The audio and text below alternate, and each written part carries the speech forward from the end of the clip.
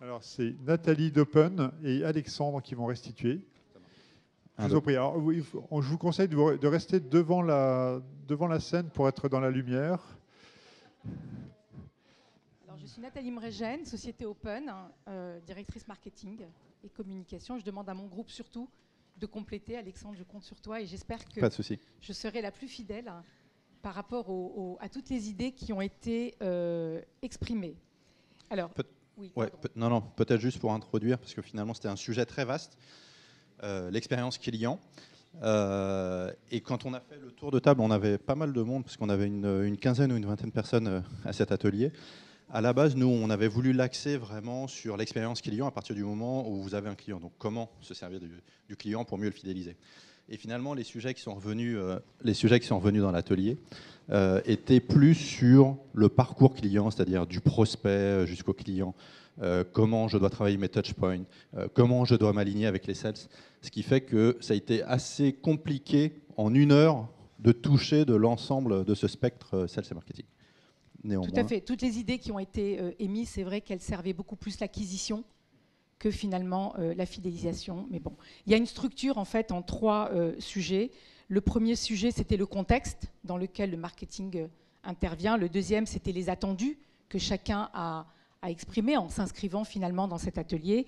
Et puis le troisième, c'était les bonnes pratiques au regard de ces attendus. Donc le contexte en fait de nous, marketeurs, là où on intervient finalement, le point de départ, c'est une stratégie d'entreprise et le positionnement de l'entreprise et comment on s'empare finalement de cette stratégie pour ensuite déployer nos expertises marketing en servant bien sûr la transformation digitale de nos clients, comment on accompagne cette transformation digitale avec la meilleure combinaison entre people, process et techno. Et c'est vrai que souvent, quand on parle marketing, tout de suite, on pense techno, outils. Mais finalement, si on fait un focus qu'avec les outils, on passe à côté des fondamentaux que sont, j'allais dire, les process. On va y revenir. C'est tout cet alignement marketing sales essentiellement. Et puis aussi, les people, c'est à qui on s'adresse et écouter et comprendre finalement ce que notre cible attend. Donc ça, c'est pour la partie contexte. Les attendus qui ont été exprimés, c'est cet éternel sujet d'alignement sales marketing, comment on fait en sorte que ce soit complètement, j'allais dire, imbriqué et que ce soit extrêmement fluide. Donc ça reste quand même un sujet à servir.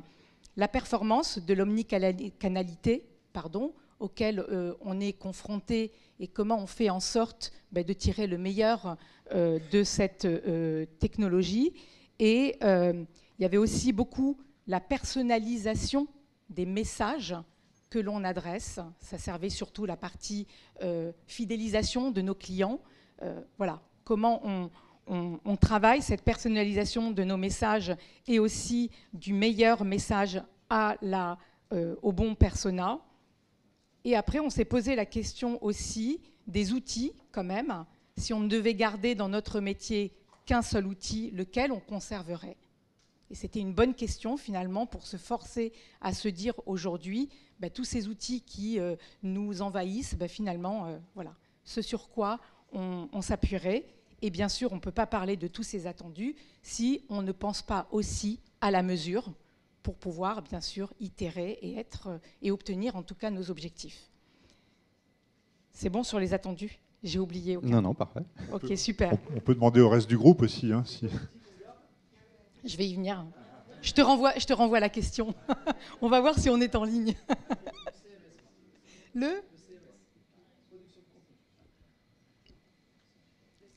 Ouais, bon.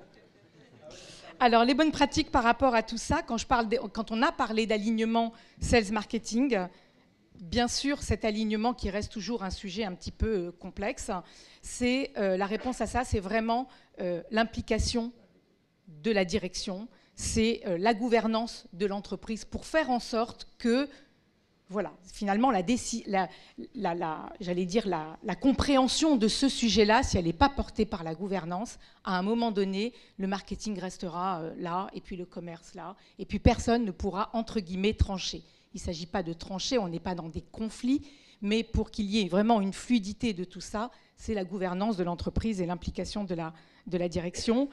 Bien sûr, les objectifs, il faut qu'ils soient connus des deux parties, il faut qu'ils soient communs. Ça veut dire qu'à un moment donné, on s'assoit autour d'une table et puis on a quand même ce partage d'objectifs et c'est comme ça que l'un comprendra l'autre. En tout cas, son métier et donner du sens finalement à chacun de ces métiers-là. La troisième bonne pratique par rapport à cet alignement, c'est aussi de reprendre toutes les étapes d'une expérience client et à chaque étape, se poser et se dire qui fait quoi dans cette étape, quels sont les objectifs attendus. Et c'est en posant tous ces fondamentaux-là de façon très claire et compris que l'on arrivera à avoir une bonne, j'allais dire, un bon alignement entre ces métiers. Sur la performance de l'omnicanalité, le cœur du sujet, et même si c'est ce sujet-là, c'est le cœur de tout ce qu'on se dit, finalement, c'est la propreté de la donnée. L'omnicanalité, elle ne peut être performante que si on travaille la donnée, que si on fait en sorte, en tout cas, d'optimiser cette propreté. Je dis optimiser parce qu'elle ne sera jamais complètement solide et propre. C'est à partir de la donnée, finalement, que l'on fait tout ce parcours et que tous ces sujets qu'on a exprimés, en tout cas, seront le plus optimisés possible. Sur la personnalisation, qui a pour but, finalement, la satisfaction du client et puis que ce client-là se reconnaisse dans nos messages. Il faut aussi prendre des risques dans les messages, travailler dans un mode test and learn, prendre des risques dans les éléments de langage, en tout cas, que l'on pose, que l'on adresse. Et puis, au fur et à mesure, on arrivera à tirer le meilleur de notre cible, la compréhension de ce qu'il attend de nous, et c'est comme ça qu'on va jusqu'au bout. Et si c'est un client, on le fidélise, et si c'est un prospect, on l'amènera jusqu'à ce que l'on attend. Quel meilleur outil à garder? Je crois qu'il y a eu unanimité, si je ne me trompe pas, sur c'est un CRM. On est dans cette dimension d'alignement sales marketing. Ça ne sert à rien qu'on garde des outils purement marketing. Le CRM, finalement, c'est l'outil qui aligne tout le monde. C'est là où je parlais de données, mais si on n'a pas aussi cette donnée qui remonte du terrain pour nous s'adapter et itérer sur nos messages, finalement, on peut être avec nos LinkedIn, on peut être avec tous ces outils-là. C'est quand même le CRM, associé néanmoins à du LinkedIn, et puis au téléphone. Voilà. Ouais. Il est où le membre de mon équipe qui a dit ça?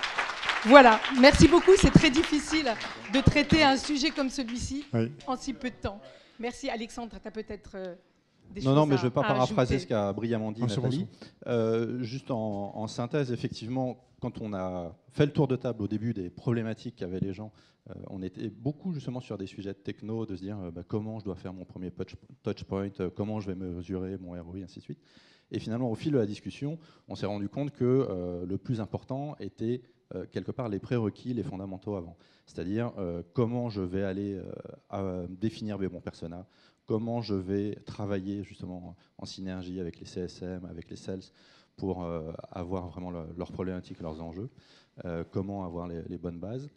Pour se faire travailler justement en synergie entre les différents services sur la customer experience.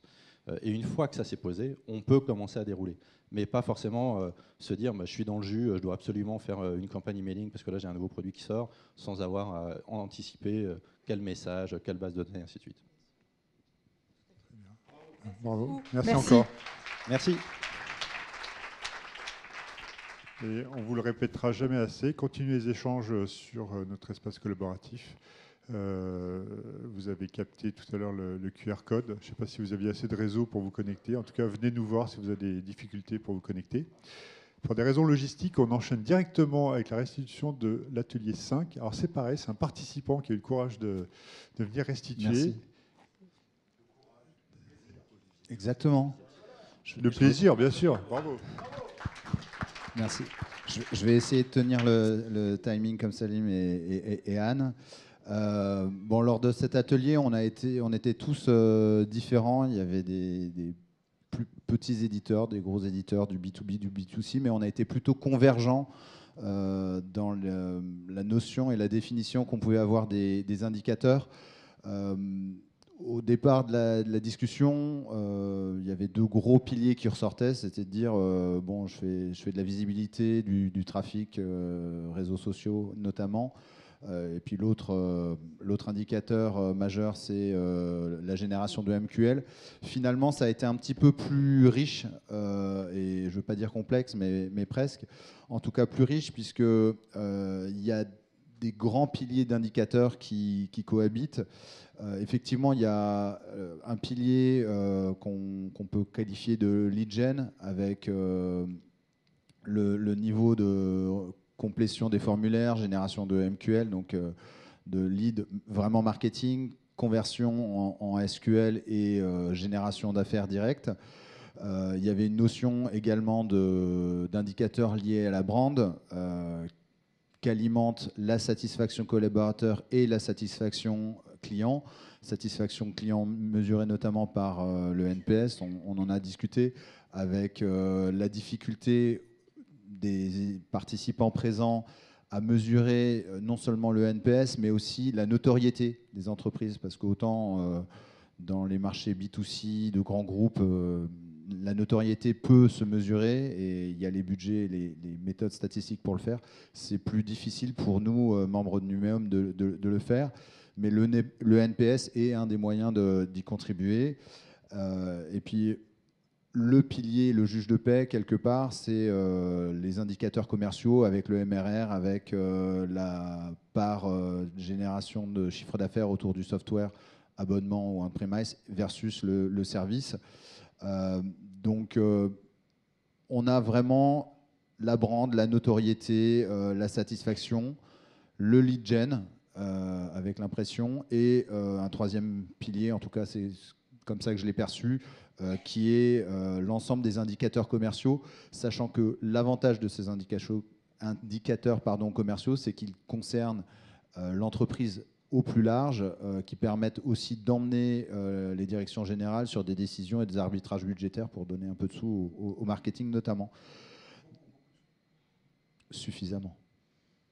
Dans les points bloquants, ou en tout cas les axes et les chantiers à mener, il y a, comme je l'évoquais, l'adhésion de l'entreprise pour, faire comprendre le marketing et son rôle.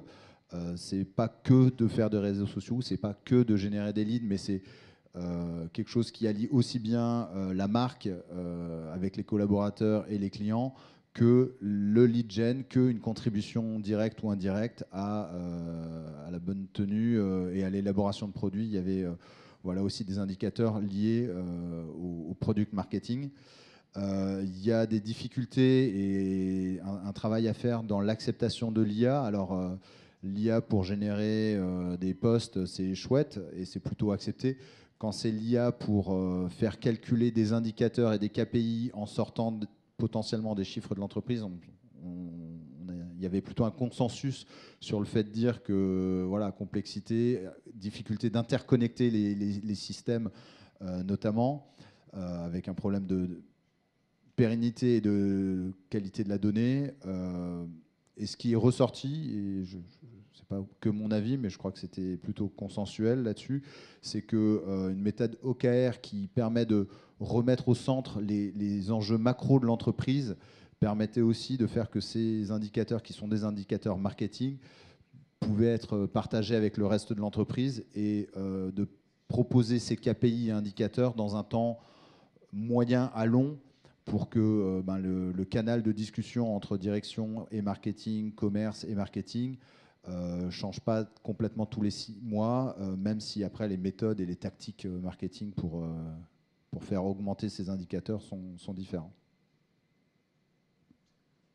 Merci. Et si tu devais garder 3 KPI, on s'était dit que c'est vraiment les KPI, on va dire, universels pour tout type de boîte. Revenus, NPS client et NPS collaborateur. Intéressant. Ouais.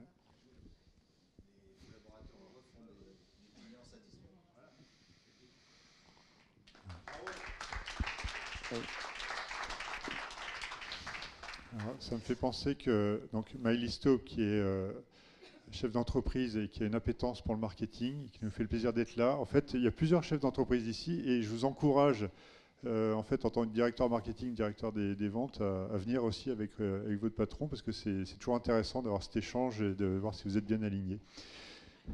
Si certains de l'atelier veulent réagir, le micro bien est sûr. ouvert à vous. Hein, bien sûr. Si vous voulez compléter les différents Alors, points. La diversité aussi des participants à notre atelier a aussi révélé, enfin l'une d'entre vous l'a indiqué, que dans la formation initiale, il n'y avait pas forcément non plus auprès des jeunes marketeurs qui rejoignaient nos entreprises, il n'y a pas forcément de sensibilisation et de formation à toute cette approche des indicateurs, de la mesure, des KPI. Effectivement, c'est dingue. La permanence aussi, c'est un mot clé très fort qui est ressorti et que je pense la majorité d'entre vous de cet atelier garder pour dire mais il faut qu'on installe, dans la mesure où on a révélé un problème quant à la culture aux entreprises qui n'ont pas forcément une culture de la mesure des indicateurs, ou la compréhension ou l'adoption.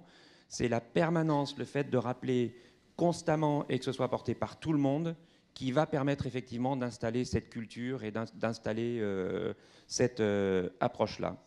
Voilà, l'IA comme aide et puis les problématiques, mais elles ont été mentionnées. Enfin, on parlait d'alignement et du fait que les KPI, on les utilise en marketing aussi pour valoriser, à essayer de capter l'attribution et la contribution du marketing pour être reconnu auprès des autres équipes de l'entreprise, mais on parlait effectivement des problématiques, des freins sur la qualité de la donnée, l'intégration des différents systèmes et le fait effectivement d'avoir peu de KPI simples et compréhensibles par tous. Non, pas Emmanuel, non. Si quelqu'un d'autre veut poser une question, avec plaisir. Vas-y.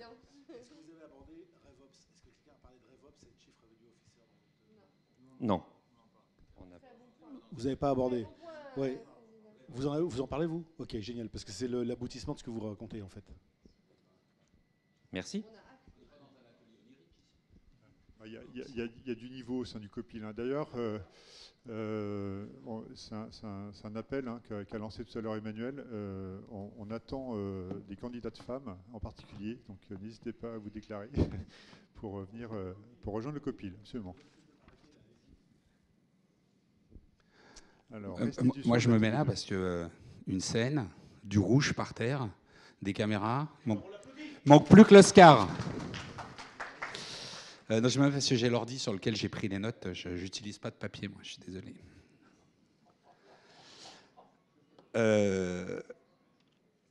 J'ai été très surpris du si peu d'affluence dans cet atelier. 2 anecdotes, messieurs les vendeurs et messieurs les marketeurs. Je suis chef d'entreprise, je suis ni l'un ni l'autre. J'ai 2 exemples concrets. Une boîte, 170 personnes sur un centre de service chez un client qui s'est fait virer du jour au lendemain parce que pas de politique RSE. Une entreprise qui a gagné un super contrat structurant grâce à la note RSE chez le client. Donc, en fait, je suis étonné que vous n'ayez pas fait venir les correspondants RSE de vos entreprises à cet événement. Donc, pour le prochain, pensez-y. Donc, intégrer une démarche. Alors, je fais la restitution. J'ai proposé, mais on m'a dit non, il y avait des gens timides dans le groupe. Je ne citerai pas Suzy. Hein? Intégrer une démarche RSE dans votre stratégie marketing-vente. Avant tout, c'est intégrer une démarche RSE dans l'entreprise. Et on a travaillé en se posant 5 questions d'abord, que je vais vous livrer les unes derrière les autres et en vous sortant les points forts derrière. C'est, d'après vous, pourquoi est-ce nécessaire? Ensuite, c'est comment cela doit être traité. Après, c'est la direction générale doit-elle être impliquée et à quel niveau? Et enfin, comment vous avez fait chez vous? Est-ce que vous avez déjà une démarche structurée ou pas? Est-ce qu'elle est en cours? Est-ce que vous l'envisagez? Et on a sorti quelques points forts. C'est nécessaire pour plusieurs raisons. C'est nécessaire parce que d'abord, il y a un aspect, une pression réglementaire. Plus ça va aller, moins on va avoir le choix. C'est aussi une pression sociale interne et externe. Hein, les collaborateurs demandent de plus en plus, les parties externes demandent de plus en plus, les parties prenantes externes. On est un peu tous citoyens dans l'âme, et on n'est pas que dans une entreprise. Et puis c'est nécessaire pour la transparence de la gouvernance. Hein. N'oublions pas que la RSE, ce n'est pas que le carbone, ce n'est pas que l'inclusion, c'est un ensemble de points, dont la transparence de la gouvernance dans l'entreprise. Mais c'est aussi pour répondre aux exigences des clients. Aujourd'hui, peu d'appels d'offres sortent sans un volet RSE. On a eu la période volet RGPD, on a eu la période toujours sécurité. Là, c'est la période RSE, donc il est très important de s'y pencher. Ensuite, la question de quoi le carbone doit traiter, eh ben, de plusieurs volets. On a l'inclusion, a été cité, la neutralité carbone, très importante pour l'environnement. C'est aussi donner la parole aux collaborateurs. Ce n'est pas juste une décision de la direction générale d'entreprendre une démarche RSE, c'est aussi le vouloir et l'engagement des collaborateurs.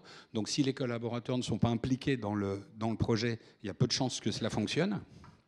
Donc c'est vraiment donner les moyens aux collaborateurs qui souhaitent s'engager. C'est pour le bien-être des collaborateurs. Le bien-être des collaborateurs, c'est un succès pour l'entreprise. Et puis on l'a dit, donc c'est en plus de répondre aux exigences clients, c'est aussi la partie évolution du business model. Sur la question de la direction générale, plutôt que la direction générale doit donner l'impulsion, on dit surtout la direction générale ne doit pas freiner l'impulsion et l'envie des équipes de l'entreprise et des collaborateurs. C'est par eux que ça arrive bien souvent dans l'entreprise. C'est bien sûr par la direction générale l'exigence de KPI. Il n'y a pas de projet qui ne se mesure pas.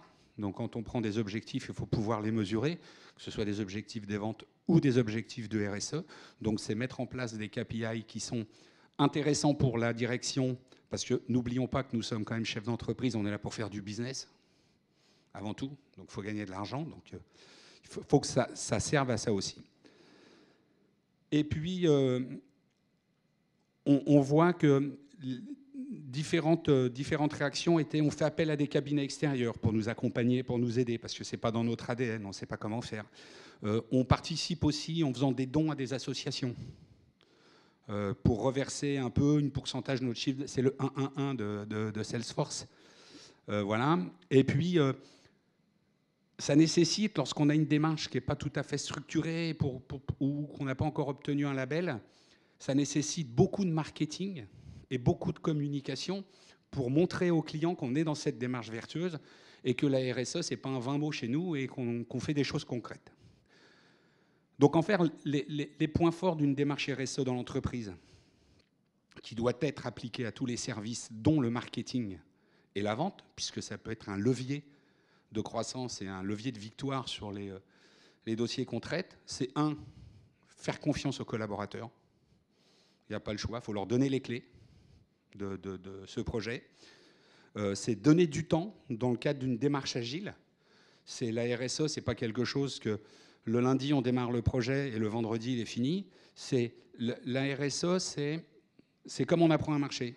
Hein, on va balbutier et c'est un chemin de croissance. Voilà, on essaye de progresser dans le temps. C'est veiller au business tout le temps. La RSE, oui, mais au sein d'une entreprise. Donc il y a quand même l'aspect business. Et puis, c'est aussi sur les boîtes de la tech comme nous, la responsabilité de l'accessibilité des produits.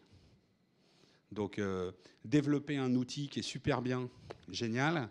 Si les aveugles ne peuvent pas l'utiliser, si les manchots ne peuvent pas l'utiliser, voilà, on est dans un contexte où on dit le numérique pour tous, Internet pour tous, ouais, mais nos outils aussi. Donc les entreprises travaillent de plus en plus avec des collaborateurs du monde du handicap, du monde de l'inclusion, donc tout le monde doit pouvoir utiliser nos outils. Et bien sûr, l'entreprise aujourd'hui n'est plus seule, elle ne travaille pas en autarcie, elle travaille avec des parties prenantes externes. Donc il y a tout un environnement, un écosystème, un microcosme. Donc il faut absolument une transparence de la gouvernance pour que tous vos collaborateurs puissent porter le message dans les actions de tous les jours. Voilà.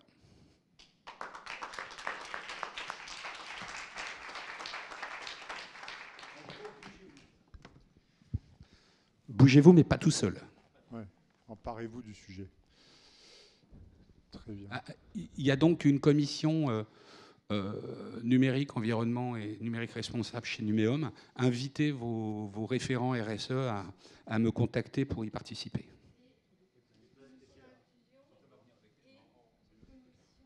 Confiance. Ouais, on a 4 en fait. Excuse-moi, je fais un peu de pub pour Numéum. Le numérique responsable chez Numéum, c'est l'inclusion, l'environnement, la confiance et la mixité. Donc on a 3 commissions, commission inclusion, commission confiance, commission numérique environnement, et on a le programme Novantech qui est porté par Mélis, entre autres, qui permet de promouvoir les femmes dans la tech. Et il y a aussi des directeurs marketing et vente dans ces commissions, évidemment. Ce n'est pas qu'une affaire de spécialistes. Eh bien, merci beaucoup. Restitution de l'atelier 3, donc comment se saisir de l'intelligence artificielle en binôme, en trinôme. Ah, ils ne sont pas encore décidés. En tout cas, venez, quoi qu'il arrive. Voilà.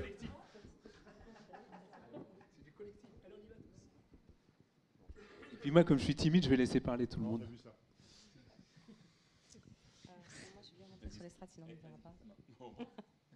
Moi, je monte sur l'estrade, sinon vous n'allez pas me voir. Ah bon? Ah, il y a moins de lumière. Ah, pardon. Ok. Donc, alors, qu'est-ce qu'on peut dire sur cet atelier? C'était un atelier extrêmement animé, très, très, très animé.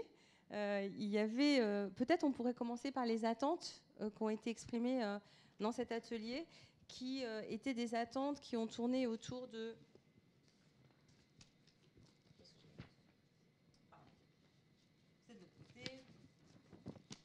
Donc sur quels outils, par où on doit commencer, c'est quoi l'accompagnement qu'on peut avoir et c'est quoi les risques qu'on prend quand on utilise l'IA. Donc ça, c'était vraiment... tous les autres que je vois, n'hésitez pas si on a oublié des trucs. C'était un peu... Enfin, c'était très animé, quoi. Donc... C'était pas très structuré, c'était très animé. Il y avait également du point de vue des personnes qui mettent en place les outils, de savoir comment on pouvait être sûr que les promesses qu'on fait par rapport à l'IA pouvaient être tenues, et également sous quel délai, parce qu'en fait maintenant, vu qu'on est beaucoup dans le machine learning où la machine est en auto-apprentissage, sur quel délai on peut se projeter pour pouvoir atteindre des résultats. Et ça, du coup, si dans le cycle de vente, il faut quand même annoncer que les résultats ne seront pas immédiats, quoi. Donc ça, on a commencé comme ça, donc il y a eu pas mal de réflexions autour de tout ça. Et certains ont commencé quand même à prendre quelques exemples qui nous ont aidés de ce qu'ils ont pu mettre en place et comment ça avait fonctionné. Donc je pense notamment à toi, Yuhua, où tu nous as expliqué quelle était la démarche que vous aviez eue et comment vous l'aviez structurée, ce qui était extrêmement intéressant parce que bon, finalement, ça ne s'improvise pas, il faut l'organiser de manière importante. Oui, tout à fait. Je pense qu'il y a une première question qui est posée sur l'identification des cas d'usage pour appliquer l'IA générative pour la recherche ROI. Effectivement, dans notre entreprise, on avait fait vraiment un travail d'entonnoir. On est parti de 50 idées au début.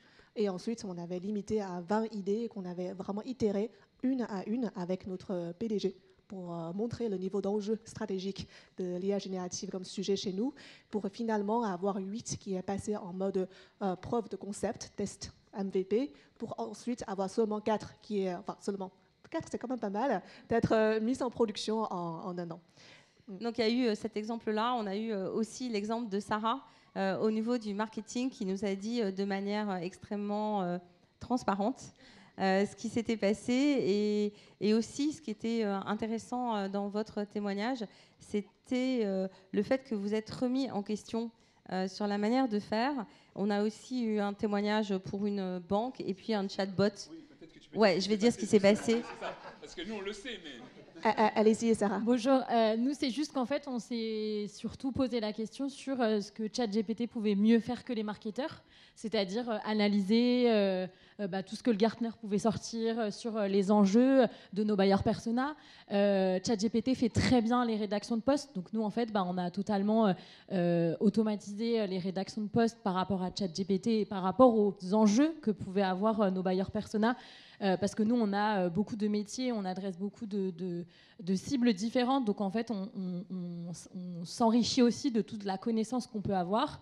Et voilà, et en fait, nous, on a vraiment fait le constat de se dire qu'aujourd'hui, on était des marketeurs, mais que demain, on ne savait pas quel métier on allait pouvoir faire, et qu'il fallait vraiment prendre ce virage-là et le voir vraiment comme un outil et pas du tout comme un frein. Voilà. Merci. Donc, vous n'avez pas tout dit, quand même. Non. Un élément important, ouais, qui est, il y avait 2 personnes. Voilà, il y a 2 personnes qui ont été. On a internalisé par rapport au fait de redispatcher grâce à l'IA.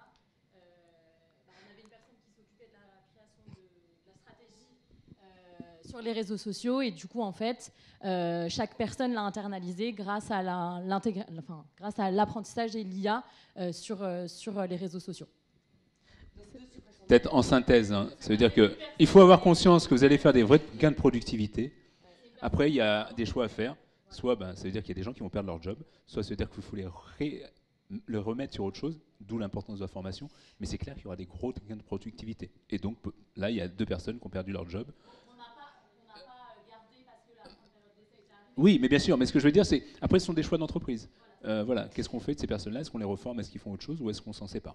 Voilà. Donc, de manière globale, moi, ce qui m'a marqué, mais ce sera intéressant d'avoir aussi le retour de Paul, c'est qu'on est tous venus avec des attentes assez spécifiques. Et moi, je voudrais savoir qu'est-ce que je vais utiliser comme outil là, maintenant. Et moi, je veux savoir quelle techno. Et moi, nanana, ChatGPT 4 ou 5 ou je ne sais pas quoi. Est-ce que je vais prendre Midjourney ou bla bla bla. Et donc, comme d'habitude, Salim nous a dit, bon, alors les mecs, je vous explique. Vous êtes nulle part. Ok, merci Salim, on est content d'être venu. J'ai bien fait de me prendre une demi-journée pour venir. Et donc, ce qu'il nous a dit, mais je partage complètement, donc il nous a rappelé qu'on était dans un phénomène de transformation qui est global et qui est extrêmement rapide. Il l'a rappelé tout à l'heure lui-même extrêmement rapidement, et qui touche trois éléments: la technologie, le business et particulièrement les processus pour arriver au business, et enfin les personnes, les humains, nous tous en tant que personnes. Et c'est ça le plus important. Et nous, on parlait surtout d'abord de techno, parfois de processus et de business, mais jamais des humains.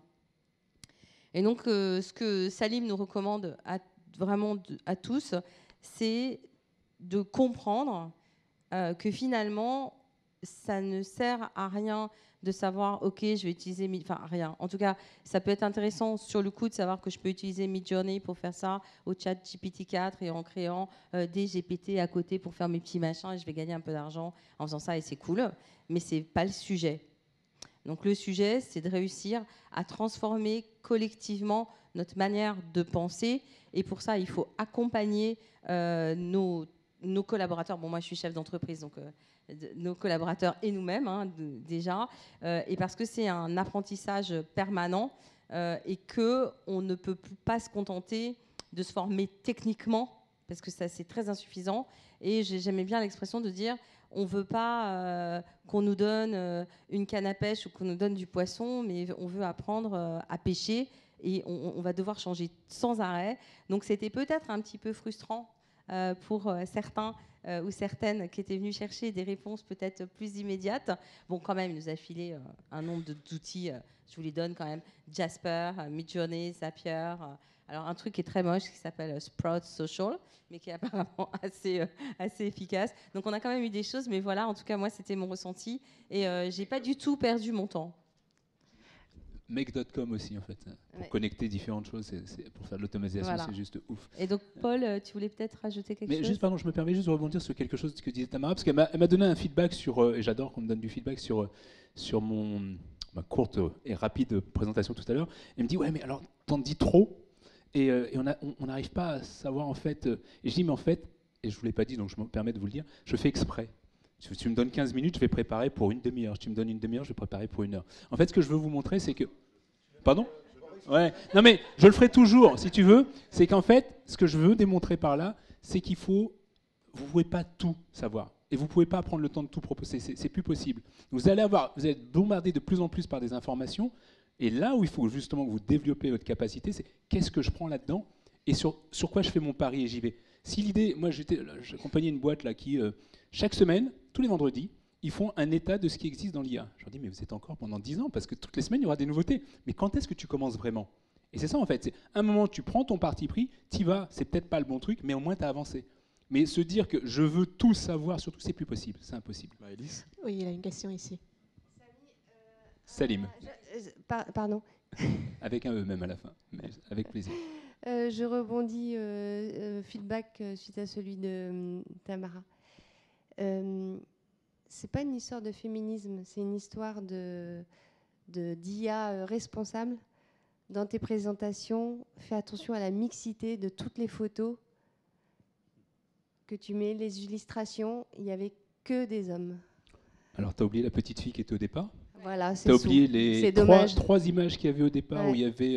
où il y avait tu sais, la première photo, il y a une femme mais au départ. Tout le reste, notamment la roadmap technique, etc., les inventions, il n'y a pas une femme. Regarde, dans les inventeurs. J'adore ce point, parce qu'en fait... c'est super important qu'il y ait une inclusivité. Oui, mais tu vois que tu ne me laisses franchement, pas parler. très très loin. Non, parce dommage. qu'on va pas. Non, mais justement, moi j'aime bien, je suis très data-driven venant de chez Google. Tu prends, je les connais par cœur mes slides. Première image, je commence par une femme. Sur la photo, il y a 7 photos, dont 3 femmes. Ensuite, tu avances, tu as une petite fille de 7 ans qui te montre 7 doigts, parce qu'elle a 7 ans. C'est encore une femme. Dedans, en plus, tu auras remarqué que dans les photos d'avant, il y a des Asiatiques, il y a des Noirs. Donc, sur la diversité, et là, pour le coup, comme le disait Emmanuel en préambule, c'est un truc auquel je tiens particulièrement, la parité, mais aussi la diversité, quelle qu'elle soit, handicap, etc. Donc, j'aime le feedback, mais celui-là, je ne le comprends pas. C'est tout. Voilà. Bon, ceci étant dit, je vais clôturer parce que bon, je pense pas que ce soit l'endroit ni le moment. Mais en fait, donc voilà, ce que Salim a voulu nous faire. Non, mais ce que Salim nous a fait en fait réaliser pendant cet atelier, c'est qu'il y a 3 points qui sont très simples. C'est faut prendre le train en marche, faut prendre le train en marche, faut prendre le train en marche. En fait, il a fait que ça. Il nous a répété ça pendant 1 heure. Maintenant, à nous de nous éduquer pour savoir comment on utilise les IA. Et c'est à nous de le faire. Et effectivement, donc, il a pris l'exemple du DGO, c'est ça? Chief Digital Officer, qui a eu en fait CDO, voilà, merci, qui avait eu il y avait une quinzaine d'années quand le digital est arrivé, et maintenant pourquoi pas un CAI Officer pour dire bon bah voilà, quelqu'un qui prend la responsabilité de l'IA dans l'entreprise parce que tout le monde est perdu, et que au-delà de ça en fait, il faut pas se demander ce que devrait mettre l'entreprise en place pour utiliser l'IA, mais plutôt vous éduquer vous-même, ne serait-ce que pour votre employabilité dans 20 ans, par exemple, parce que ça va devenir quelque chose qui est très commun. Ça ne vous viendrait pas à l'esprit de ne pas savoir utiliser la suite Microsoft maintenant. Et donc voilà, donc maintenant c'est vraiment quelque chose, une démarche à faire de vous-même. Et globalement, c'était ça le but de l'atelier. Voilà. C'était ça le message. Merci encore.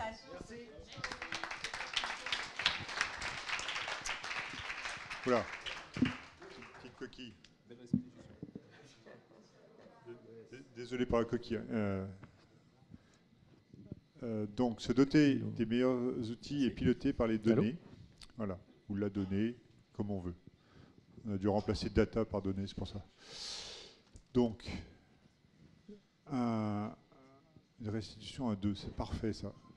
Messieurs, à vous la parole. On va essayer d'être efficace. Atelier 4. Merci de votre attention. Donc notre sujet, nous, c'était les outils. On aime bien les choses pragmatiques, concrètes. Et on a, à travers cet atelier qui était très sympa et efficace, identifié 5 actions avec une priorité sur la base client installée versus le new business. Donc ça, c'est un premier point. Il y a Yves qui va présenter les 3 actions sur ce sujet. Et moi, je présenterai 2 actions sur le new business. Peut-être le chapeau qui ressort de notre conversation et de notre atelier, c'est ce que tu disais, Emmanuel, c'est la nécessité de mettre en place des organisations RevOps dans les entreprises. Les marketeurs en ont marre de parler chinois à des commerciaux qui n'écoutent rien, et inversement. Et donc, il est temps de changer. Et tout ça doit venir de la stratégie, de la stratégie et de la direction de l'entreprise. Et il faut casser les silos, il faut avancer et travailler de manière différente. Voilà, c'est peut-être le message qu'on voulait passer déjà avant de commencer. Yves, je te laisse la main. Tout à fait. Alors, dans une entreprise chinoise, ça se passe très bien. Je voulais dire aussi qu'on avait une belle mixité dans le groupe, puisqu'on avait des hommes, des femmes, des plus jeunes, des moins jeunes, des commerciaux et des marketing. Donc c'était un bel échange. Non, c'est pas le sujet. On en reparlera après. Donc en tout cas, voilà, back to basics, on a constaté que sur une base installée de clientèle, avoir les bons outils pour piloter la performance, c'est essentiellement une question d'organisation. Donc on peut adapter les outils, mais il y a 3 grandes actions qui sont impératives. C'est tout d'abord de collecter et de centraliser les informations sur les clients en un point. Ça, c'est le CRM, on peut lui donner le nom qu'on veut, mais c'est la centralisation, la collecte des données clients en un point. Ensuite, une deuxième action essentielle, ça va être de se donner les moyens de mener des actions d'analyse pertinentes sur les clients, leur maturité, leurs envies, sur un plan qualitatif, quantitatif, mais cette capacité d'analyse. Donc l'IA, on en reparlera, va ouvrir des champs énormes, mais depuis toujours, il faut avoir cette capacité d'analyse sur notre base installée. Et la troisième action, c'est vraiment à propos de la gestion de projet. C'est-à-dire qu'en fonction des analyses qu'on aura menées sur les clients, on va devoir mettre la bonne équipe en face. Et la bonne équipe, ce n'est pas que la direction qui impose, ce n'est pas que les commerciaux qui vont où ils veulent, ce n'est pas que le marketing qui va avoir des grandes idées, ou le SAV qui va protéger son champ d'action. C'est vraiment une équipe projet qui va travailler en mode projet avec les bons outils de gestion de projet pour répondre à la problématique de tel client ou de tel groupe de clients. Voilà. Donc vraiment ces trois grandes actions de démarrage sur les clients existants. Exactement, et comme vous l'aurez compris, dans l'équipe projet, on retrouve un peu de marketing ou beaucoup de marketing si le client final a besoin de beaucoup de marketing, beaucoup de commerce, beaucoup de services clients. L'équipe reste à définir en fonction du potentiel, du chiffre d'affaires, du revenu que chaque client va représenter. Voilà, donc on change un petit peu de la réunion commerciale du lundi matin et peut-être des outils de travail. Sur la partie newbies, il y a 2 actions qui nous semblent importantes. Premièrement, mettre en place des outils qui existent déjà aujourd'hui pour générer du pipe et des ventes. Je vous les donne en 1000. LinkedIn Sales Navigator, Faro, vous aimez bien le concret, l'Instant Data Scrapper, Lucha, Casper, Aircall, Drop Contact, Captain Data, Lemlist ou Alaxy, Humanizer, et puis après, il y a les grands basiques du marketing aussi, des outils d'envoi de newsletters, de contenu type Brevo, et pour faire des webinars dont on pense que ça fonctionne encore bien, comme Livestorm et tous les outils que vous utilisez. Voilà, on pourra vous envoyer la liste parce qu'on va essayer peut-être de faire un petit livrable à la fin et on vous remettra tous ces outils-là. Mais en tout cas, il y a un certain nombre d'outils aujourd'hui sur lesquels vous pouvez mettre de l'argent parce qu'on sait que ça existe et que ça marche. Dernière action, mettre de l'IA pour les scripts, faire des prompts pour scripter. Paul, qui est là juste avant, il est discret et modeste, mais il utilise déjà des prompts pour scripter son compte-rendu de rendez-vous, pour scripter son mail, puisqu'on travaille ensemble. Donc, évidemment aussi, automatiser un certain nombre de tâches et demain aussi scripter les appels. Sur de la téléphonie en entreprise, je viens scripter directement mon appel qui vient dans mon compte-rendu manuel et enrichir et aussi s'enrichir des attentes du marché ensuite dans une démarche new business pour améliorer sa performance, améliorer son script et essayer d'aller vers des cibles qui ont plus d'appétence pour nos produits et nos services. Et oui. Et donc, en conclusion, je trouve qu'on a retrouvé beaucoup de choses dans notre discussion sur tout ce qui a été dit dans les autres groupes. Tout à fait d'accord avec ce qui a été dit par le groupe précédent sur le fait de prendre le train en marche. On n'a pas le choix, on s'adapte en temps réel, on s'adapte par rapport à son historique.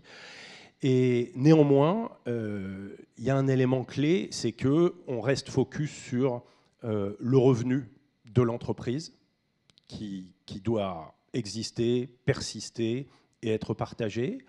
Et donc l'IA va apporter plein de choses. Il ne faut pas prendre le risque de se disperser, de partir dans tous les sens. Il y a vraiment une question de pilotage qui reste l'élément clé de cette organisation. Et évidemment, les outils à base d'IA vont permettre d'accélérer, mais il faut rester focus sur l'objectif de l'entreprise qui est le revenu, évidemment. Merci. Merci beaucoup. J'adore votre conclusion, j'y rajouterai juste un mot, parce que l'objectif d'une entreprise, ce n'est pas juste la performance financière, people, planète. Et inclusion. Bien sûr, bien sûr. Eh bien, garde le micro, Olivier. Emmanuel. C'est Achille. Très bien. Je garde mon micro. Désigné volontaire.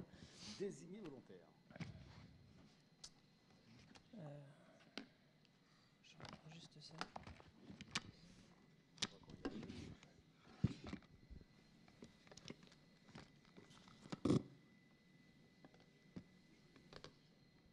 Bon, je vais laisser un peu de temps à Emmanuel pour brancher son PC. Je me permets d'intervenir sur un point, parce que dans toutes les restitutions, j'ai noté quand même une césure, et marketeurs, et commerciaux, etc. Et Emmanuel nous a parlé, une petite aparté pendant l'atelier sur la résistance au changement. Alors moi, je suis directeur commercial et marketing, donc j'ai quelques-uns de mes camarades qui ont appelé ça de la chance. Je trouvais ça une bien belle façon d'appeler la gestion des emmerdes. Mais, soit dit en passant, ce que nous a expliqué Emmanuel, c'est qu'il y avait 3 étapes pour combattre la résistance au changement. On les a là-bas, le DVF, donc la désatisfaction, c'est-à-dire qu'on met l'accent sur ce qui fait mal, on apporte une vision, lever de la vision future, et le F pour le first step, c'est-à-dire qu'on se projette dans l'avenir. Et en fait, je trouve qu'on est tous, les uns les autres, beaucoup focalisés sur le D, la désatisfaction, et attention à nos propres biais, nous qui sommes marketeurs ou commerciaux, les deux, de ne pas concrétiser trop cette césure en ne parlant que de la désatisfaction, et de se projeter plutôt, comme pour l'IA, sur prendre le train en marche, sur l'avenir et sur les futurs modèles d'équipe de RevOps. Voilà, si je peux me permettre, on passe en dernier, on a ce loisir-là d'avoir écouté tout le monde.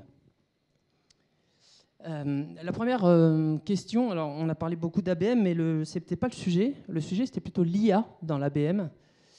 Et donc, on a tous œuvré à jeter des mots en pâture à Slido. Et ce qu'on est sorti, c'est ce que vous voyez sur ce carré blanc. Quels sont les défis majeurs que nous rencontrons pour justement utiliser l'IA dans nos stratégies d'ABM. Et donc, ce qui ressort beaucoup, c'est effectivement le ciblage, la segmentation, autant pour les clients que pour les cercles de décision et les sujets d'intérêt. Alors évidemment, il y a quelques petits mots qui reviennent aussi, comme RGPD, sécurité, etc., bien sûr.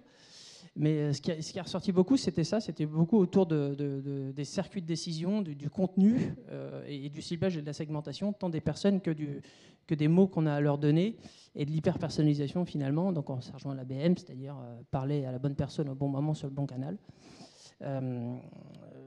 Du coup, on était assez dans le thème quand même. Et c'est là qu'on estime que l'IA doit nous le rendre le plus de services, en tout cas. Et si tu me permets, juste j'ajoute, quand on dit IA, c'est pas juste Gen AI. Hein, c'est l'IA au sens large. Deep Learning, Machine Learning, tout ce que vous voulez, et Gen AI, bien sûr. Ensuite, quelles sont les meilleures pratiques actuelles en matière d'utilisation de l'IA qu'on a pu constater? Alors, tous plus ou moins on en a constaté. Mais c'est surtout dans le profiling et dans l'optimisation des contenus que c'est revenu. Différentes constatations là-dessus. Alors, on a aussi parlé beaucoup de LinkedIn et de Sales Navigator. Emmanuel va faire des hurrahs. Mais avec beaucoup de fonctionnalités nouvelles qui sont apparues dans tous les outils qu'on utilise au quotidien, qui apportent beaucoup et qui peuvent nous permettre d'aller plus loin. Nous-mêmes, chez Mindset, on a e-nomination et LinkedIn Sales Navigator, mais j'avoue humblement qu'on va pas du tout assez loin dans l'usage de toutes les fonctionnalités que nous proposent aujourd'hui, et notamment les nouvelles fonctionnalités que nous proposent aujourd'hui ces outils. Et c'est ce qu'on a mis beaucoup en valeur sur les meilleures pratiques que vous voyez là. Et l'hyper-personnalisation, encore une fois, est revenue par rapport aux canaux. On parlait aussi beaucoup d'expérience client. On avait un camarade dont c'était la responsabilité. Et c'était un sujet important. Oui, on peut faire la connexion avec le sujet de l'expérience client, mettre le client au centre, parce qu'en fait, l'ABM, c'est simplement la personnalisation accentuée en B2B pour pouvoir bien servir l'expérience client. Et dans notre groupe, il y avait des gens qui s'intéressaient pas seulement à la partie buy, mais à la partie own. Hein, donc vraiment faire tout le tour de la boucle. Donc ça se rejoint. Voilà, ensuite les outils plateformes, on va pas revenir dessus. Il y en a plusieurs groupes qui ont travaillé dessus et qui les ont cités. Et finalement, on retrouve sensiblement les mêmes noms d'outils. Par contre, il y avait la question centrale, et finalement celle qui est la plus importante dans toutes les réunions, c'est qu'est-ce qu'on fait demain matin. Au-delà des grandes idées, qui fait quoi et quand. Et donc là, il y a des sujets qui sont ressortis. Donc un notamment qui est en deuxième et qui est très important, c'est l'appropriation de l'IA. Il y a des freins en interne, et notamment souvent à la direction générale. Et ça passe par là de généraliser l'utilisation de l'IA dans l'entreprise, donc, ou même de fusionner des services et des pratiques commerciales au marketing. Et donc ça, c'est un vrai sujet. Donc manifestement, c'est au sein de l'atelier, au sein du groupe, c'est un sujet qui va être travaillé demain matin. Donc, voilà. Bah, pour un vendredi, je ne suis pas sûr que ce soit le meilleur des sujets, mais... Ils se retrouvent pendant le week-end comme ça aussi. Voilà. En tout cas, c'est ressorti. Et puis, donc l'hypersonnalisation des personas, donc on en a parlé, c'est le fil rouge de l'atelier sur toutes les questions. Et tester les outils, donc y aller, hein, prendre le taureau par les cornes, tester les outils, surtout en test comparatif. Quanti-Quali, donc le Quali tend sur les gains de productivité, donc on compare par rapport à 2 échantillons, sans IA avec, et la productivité qu'on a par rapport comparatif par rapport sur ces 2 échantillons, pardon. Et puis en Quali, soit sur le CA, si on a des circuits de décision assez courts, qu'on a cette chance-là, s'ils sont un peu plus longs, on peut directement voir les résultats sur le pipe et comparer le pipe sur les 2 échantillons avec et sans. Voilà. Magnifique. J'ajouterais... Oui, vous avez le droit de l'applaudir. Hein. J'ajouterais, pour préciser juste certaines choses, l'hyper-personnalisation des personas. On a parlé de sur quel canal, garder la cohérence, être en contexte, garder la cohérence sur tout le parcours et à quel moment. On a beaucoup parlé du timing aussi où on intervient. Hein. On a parlé de real-time B2Me. On ne veut pas du B2B, du B2C, du real-time B2Me. Sur les tests comparatifs, ce qui est ressorti, c'est que un truc à ne pas oublier, c'est qu'il faut toujours avoir un contrôle groupe si vous voulez montrer à une direction générale ou à des ventes que ça marche. C'est-à-dire, vous faites l'expérience de ABM avec ou sans IA, ça dépend ce que vous voulez tester. Prenez par exemple une centaine de comptes, 50 de comptes, ce que vous voulez, et prenez un groupe équivalent, même nombre de comptes, c'est votre contrôle groupe, et vous affichez la différence entre les deux. Comme ça, vous êtes les données sont le juge de paix. Ça rejoint l'atelier sur les données. Donc toujours un contrôle groupe. Voilà. Donc on a été ravis. Tu voulais ajouter autre chose, Achille? On est bien? On est bien. On a rattrapé un peu de timing peut-être. Hein, c'est bien ça. Hein, voilà. C'était super. Merci. Merci.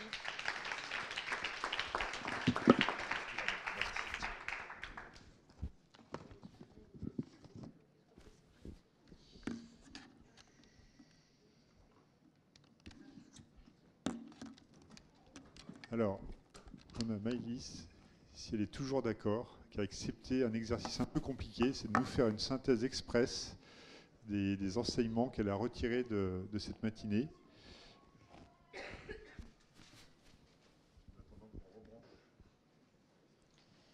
Bon, je m'étais dit que j'allais saigner une fois de plus ChatGPT pour faire ce petit message, quels enseignements. Mais on va faire court parce que je pense qu'on a tous faim. Je voudrais dire que dans nos métiers de marketeurs, de sales et de communicants, on a toujours su être agile et on a toujours su apprendre en marchant. Mais là, les choses changent tellement que, en fait, c'est le train en marche qu'il faut prendre. Donc, marcher ne suffit plus, il va falloir, plus que courir, il va falloir être ultra véloce. Et c'est vrai que j'ai du mal encore à comprendre pourquoi nous tous, marketeurs et sales, on n'utilise pas suffisamment l'IA générative, entre autres, ChatGPT, entre autres. Nos métiers sont en train de soit disparaître, soit se transformer. On a plus intérêt à ce qu'ils se transforment qu'ils disparaissent. Donc, allons-y, let's go. Et donc, Monsieur le Président Emmanuel Obadia, tu es là. On a beaucoup de webinaires à faire, je crois. Il y a beaucoup de thématiques qui sont sorties. Les outils, les bons outils sur l'IA, justement, pour nous transformer, je pense que c'est un webinaire très, très urgent à faire, à reconduire.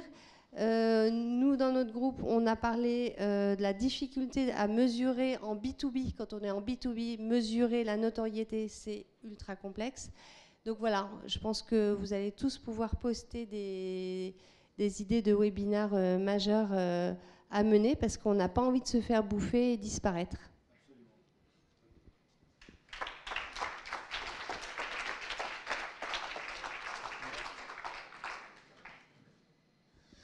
Alors, Maëlys, merci pour ça, parce que vraiment, l'exercice est difficile et je trouve que tu le fais avec brio. Donc, je prends le point et en fait, plutôt que de prendre le point, je vous invite à le prendre avec moi. C'est-à-dire que vous comprenez pourquoi le collectif peut faire la différence. Donc, tout ce qu'on a évoqué aujourd'hui, plutôt que vous le testiez dans votre coin tout seul, on se met ensemble, on se partage le boulot, on peut tester différents outils à différents endroits, et on vient restituer ce qu'on a trouvé, les meilleures pratiques, etc. Donc c'est l'esprit de ce club. Pour ce qui est de la journée, donc il y a une captation qui a été faite, donc vous aurez la vidéo en replay. Il y a un livre blanc qui va être fait à partir de ce qui est ressorti, des ateliers, des présentations, etc., qui sera aussi disponible, toujours dans le même endroit. Il y a encore le QR code à maigri, il a fait une cure d'amincissement, mais il est en bas à gauche. Donc vous aurez accès au livre blanc et on va communiquer sur ces choses-là, et donc ça vous donnera aussi de la visibilité. Vous aurez tout ça et les slides après dans le mail de remerciement qui va aussi inclure ce que je vous parle de la programmation 2024. Donc elle n'est pas dans le marbre, elle sort d'un premier vote qui s'est passé dans notre dernier webinaire. Donc venez voter aussi, parce qu'en fonction de l'importance de ces sujets ou d'autres trucs que vous voulez qu'on ajoute, là, Maëlys, tu viens de parler d'un ou deux sujets qu'on devrait traiter d'une certaine façon. C'est votre communauté. Donc, l'idée, c'est de faire en sorte que ça vous serve. Venez, votez, changez le programme. Hein, pour l'instant, on a mis les mois. On fait un truc tous les 2 mois, a priori. Si on a plus d'aide au comité de pilotage, on pourra peut-être en faire plus, mais pour l'instant, on en est là. Il y a outils marketing et vente, adoption de gestion sans friction. Les stratégies d'IA générative et de créativité. Pensez au timing dans l'année aussi, hein, quand est-ce que vous allez en avoir besoin de ces trucs-là. Expérience client personnalisée, stratégie multicanal. Vous voyez qu'on revient sur des thèmes qu'on a abordés aujourd'hui. Organisation des équipes vente et marketing. Donc ça, si vous avez encore la possibilité de bouger les équipes, ça peut vous valoir le coup de le mettre tôt dans l'année. Sinon, on le met plutôt plus loin dans l'année, au moment où vous êtes en train de préparer les budgets pour l'année prochaine. Dites-le nous. Et les données et innovation, transformation des perspectives business. OK ? Le mindset? Oui? Louis, tu veux ajouter quelque chose? Yes, Louis. Ouais, non, c'était juste pour dire, venez aussi avec votre DG, parce qu'en général, ça fait bien bouger les choses quand il y a le DG qui vient. Enfin, en tout cas, c'est un bon moyen de faire passer des messages, quoi. Et si vous voulez, on lui prépare une étiquette rouge spéciale VIP. Et un accueil spécial. Accueil spécial. Mais ça, Louis, on a oublié l'accueil VIP. Il n'y a pas? Il ne vient pas? Non. Nicolas, tu veux dire un mot? On peut terminer? En tout cas, ouais, on remercie chaleureusement l'équipe de Racle qui nous a accueillis super bien ce matin. Voilà, Christophe devait nous faire un petit mot, mais finalement il est retenu à la dernière minute pour une raison majeure. Il a un rendez-vous client et ça, c'est ce qui prime. Et donc, n'hésitez pas à reflasher là, ce QR code, à rejoindre la communauté si ce n'est pas déjà fait. Comme disait Emmanuel, on itère en permanence, donc, notamment à l'occasion des webinars. On vous refait voter à chaque fois pour nous indiquer ce que vous attendez. N'hésitez pas aussi à poster, parce qu'un certain nombre d'entre vous le font, et c'est vraiment super de partager sur les outils, sur des études, sur toutes sortes de choses qui peuvent vous guider, vous apporter de la réflexion et des outils concrets. Et voilà, et puis interagir entre vous pour nous guider. Ah, Gilles. Et peut-être rajouter juste, pour les gens qui ne sont pas familiers avec le fonctionnement de Numéum, si votre entreprise est adhérente de Numéum, tous les gens qui sont dans l'entreprise peuvent venir nous voir et rejoindre notre club. D'accord ? Donc si votre entreprise est adhérente, amenez des gens de vos équipes, amenez les gens des ventes s'ils ne sont pas avec vous, si vous êtes du marketing, et réciproquement, et bien sûr le DG. Et à ce sujet, n'oubliez pas de communiquer mes coordonnées à votre référent RSE dans votre entreprise.